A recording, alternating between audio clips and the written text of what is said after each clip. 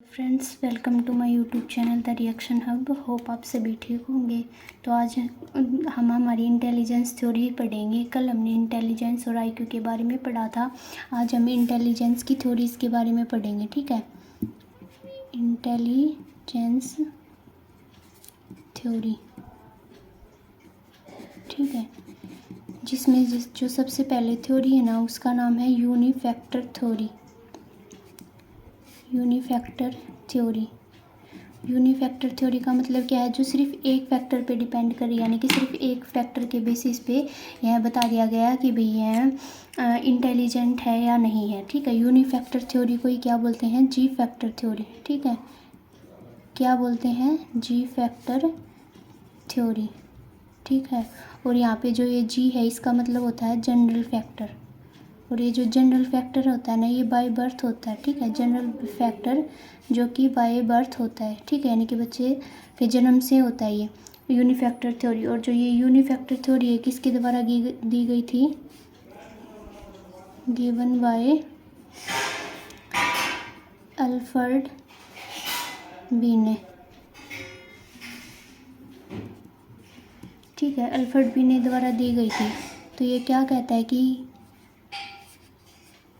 If any child is intelligent in sports, if any child is intelligent in sports, he also intelligent in academics। यानी कि यूनिफैक्टर theory क्या है? एक जी factor theory है, general factor theory. और ये किसके द्वारा दी गई थी? अल्फ्रेड बीने के द्वारा दी गई थी। और उन्होंने कहा था कि अगर कोई भी बच्चा, अगर वो एक फैक्टर में अच्छा है ना, तो वो दूसरे फैक्टर में भी अच्छा होगा। यानी कि कोई बच्चा मान लो स्पोर्ट्स में अच्छा है तो वो एकेडमिक्स में भी अच्छा होगा। फिर इन्होंने कहा अगर बच्चा कोई एकेडमिक्स में अच्छा है तो वो स्पोर्ट्स में भी अच्छा होगा। ठीक है, but now days this is not true.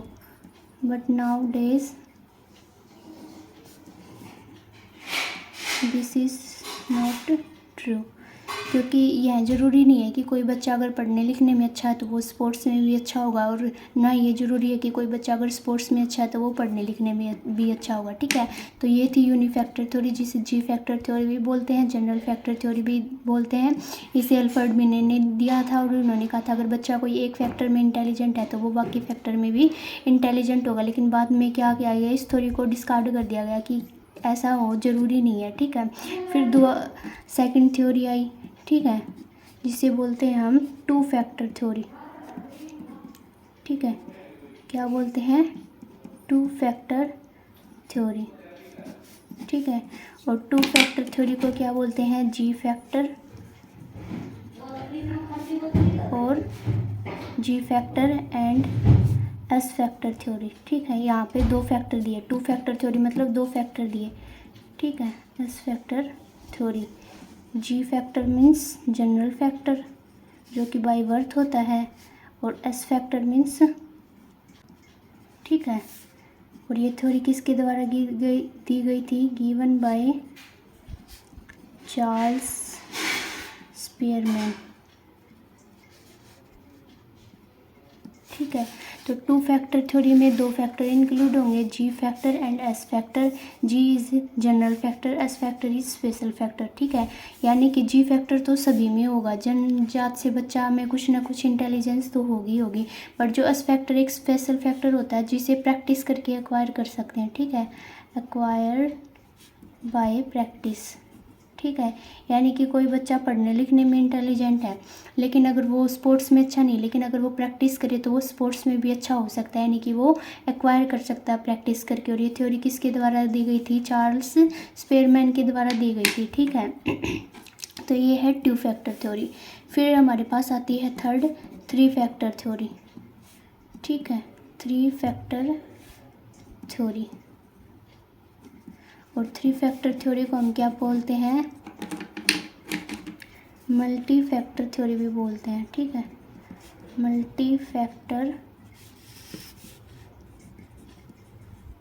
Theory. और ये किसके द्वारा दी गई थी? गिवन बाय एडवर्ड थॉर्नडाइक, ठीक है, एडवर्ड थॉर्नडाइक द्वारा ये थ्योरी दी गई थी, ठीक है। और इसी थ्योरी को क्या बोलते हैं, एटॉमिसिटी थ्योरी भी बोलते हैं,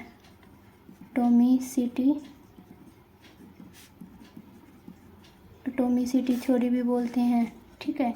इसी थ्योरी को एनार्कटिक थ्योरी भी बोलते हैं,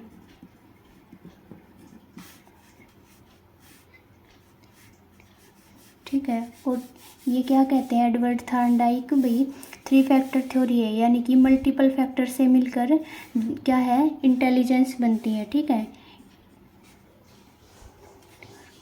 इंडिपेंडेंट फैक्टर से मिलकर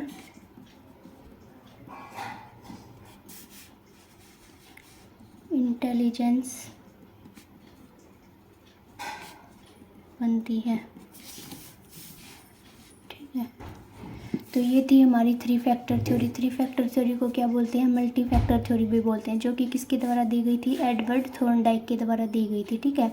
इसको एटॉमिसिटी थ्योरी भी बोलते हैं और एनार्कटिक थ्योरी भी बोलते हैं। तो 3 फैक्टर का मतलब क्या है, इसमें 2 से ज़्यादा फैक्टर यानी कि इंडिपेंडेंट फैक्टर से मिलकर इंटेलिजेंस बनती है, यानी कि जी फैक्टर तो सभी में कॉमन होगा, फिर स्पेशल फैक्टर भी आ जाएगा, भी प्रैक्टिस से भी बन सकता है, बच्चा देख कर भी सीख सकता चीज़ों को, ठीक है, एक्सपीरियंस करके भी सीख सकता है। इसमें मल्टीपल फैक्टर आ जाते हैं, ठीक है। तो इंडिपेंडेंट फैक्टर से मिलकर इंटेलिजेंस बनती है, ठीक है। तो ये थी यूनिफैक्टर थ्योरी, जिसको दिया था अल्फ्रेड बिने ने, 2 फैक्टर थ्योरी जिसको दिया था चार्ल्स स्पीयरमैन ने, और 3 फैक्टर थ्योरी है एडवर्ड थॉर्नडाइक द्वारा दी गई, ठीक है। 3 फैक्टर थ्योरी को ही मल्टी फैक्टर थ्योरी बोलते हैं, और ये इंपॉर्टेंट है, एग्जाम पॉइंट ऑफ व्यू से यहाँ से पूछ लेते कि जो मल्टी फैक्टर थ्योरी है वो किसने दी है, वो एडवर्ड थॉर्नडाइक ने दी है, ठीक है। थी हमारी 3 फैक्टर थ्योरी। अब 3 फैक्टर थ्योरी के टाइप्स, 3 टाइप्स की हो गई ना 3 फैक्टर, तो इसके 3 टाइप होंगे, abstract intelligence, concrete intelligence, social intelligence. Abstract intelligence का मतलब क्या है, बियॉन्ड द थिंकिंग, मतलब जो सिचुएशन है उससे भी बियॉन्ड जाकर, उससे भी अलग जाकर चीज़ों के बारे में सोचना। तो थिंक बियॉन्ड द सिचुएशन, ठीक है। कि कोई भी प्रॉब्लम है, मान लो एक पजल सोल्व करना दे दिया टीचर ने, तो उस पजल सोल्व करने के लिए कितने मल्टीपल तरीके से वह उस पजल को सोल्व कर सकता है, तो इसको बोलते हैं एब्स्ट्रैक्ट इंटेलिजेंस, ठीक है। अब है कॉन्क्रीट इंटेलिजेंस। कॉन्क्रीट इंटेलिजेंस क्या होती है, ability to handle concrete objects. Concrete क्या है, जो चीज़ें हम टच कर सकते हैं, देख सकते हैं, छू सकते हैं, जैसे कि एग्जांपल कोई भी मशीन का हो गया, ठीक है, मशीन मैकेनिक वर्क हो गया, ठीक है। तो कॉन्क्रीट इंटेलिजेंस क्या होती है, ability to handle concrete objects को कैसे हैंडल कर सकते हैं, ठीक है। और सोशल इंटेलिजेंस क्या होगी, ability to handle in social environment, ठीक है। सोशल इन्वायरमेंट के अंदर किस तरीके से आप चीज़ों को हैंडल कर सकते हैं, इसको हम बोलते हैं सोशल इंटेलिजेंस। तो multi factor theory Edward Thorndike के द्वारा दी गई थी। इसी को एटॉमिसिटी थ्योरी भी बोलते हैं, एनार्कटिक की थ्योरी भी बोलते हैं। इन्होंने क्या कहा कि इंडिपेंडेंट फैक्टर से मिलकर इंटेलिजेंस बनती है, ठीक है। और फिर इसके 3 टाइप हैं, abstract intelligence, concrete intelligence, social intelligence. Abstract intelligence है थिंक बियॉन्ड द सिचुएशन, यानी कि सिचुएशन से बियॉन्ड, सिचुएशन से अलग होकर चीज़ों के बारे में सोचना। कॉन्क्रीट इंटेलिजेंस क्या होती है, ability to handle concrete objects, जैसे कि मैकेनिकल वर्क्स हो गया। सोशल इंटेलिजेंस क्या हो गया, ability to handle in social environments, ठीक है। तो ये थी हमारी मल्टी फैक्टर थ्योरी, जो कि किसके द्वारा दी गई थी, एडवर्ड थॉर्नडाइक के द्वारा दी गई थी। Edward Lee Thorndike gives 4 aspects of intelligence. इन्होंने मल्टी इंटेलिजेंस थ्योरी दी और इन्होंने बताया कि भाई इंडिपेंडेंट फैक्टर मिलकर इंटेलिजेंस का निर्माण करते हैं। तो इसी तरीके से एडवर्ड ने क्या किया, 4 एस्पेक्ट्स दिए इंटेलिजेंस के, भी किस तरीके से इंटेलिजेंस वर्क करती है। तो 4 एस्पेक्ट्स कौन कौन से हैं, लेवल, रेंज, एरिया और और स्पीड। ठीक है, लेवल मतलब आप कोई भी सिचुएशन है, कोई भी आपके पास क्वेश्चन है, कोई भी आपके पास हार्ड लेवल है या फिर कितना आपके पास लेवल्स हैं, तो आप किस लेवल तक जा सकते हो इस लेवल, और रेंज आप किस रेंज तक जा सकते हो, एरिया लेवल और रेंज हो जाएगा, और स्पीड होगी कि आप किस स्पीड से आप चीज़ों को सोल्व कर पा रहे हैं। ठीक है, तो हम एक एक करके चारों एस्पेक्ट्स को पढ़ेंगे। ठीक है, तो सबसे पहला है लेवल। ठीक है, लेवल जैसे कि मान लो मेरे पास टोटल 7 लेवल हैं, 1 2 3 4 5 6 7। ठीक है, 1 2 3 4 5 6 7। ठीक है, तो ये मेरे पास 7 लेवल्स होगी। तो 7 लेवल्स के अंदर आप किस लेवल तक जा पा रहे हो। ठीक है, किस लेवल तक जा पा रहे हो। ठीक है, ये किसके अंदर आएगा, लेवल। सपोज ये है एकदम बेसिक लेवल। ठीक है, बेसिक लेवल है, और ये है एडवांस लेवल।